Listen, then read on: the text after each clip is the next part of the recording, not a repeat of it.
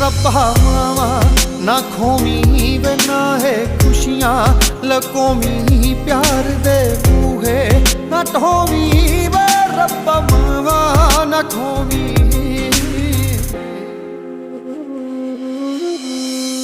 ਮਾਪੇ ਰੱਬਾ ਬੜੇ ਜ਼ਰੂਰੀ ਐਵੇਂ ਕਿਤੇ ਲਕੋਵੀ ਨਾ ਇੱਕੋ ਅਰਜ਼ ਆ ਸੁਣੀਂਦਾ ਤੇ ਆ ਮਾਂ ਕਿਸੇ ਦੀ ਖੋਵੀ ਨਾ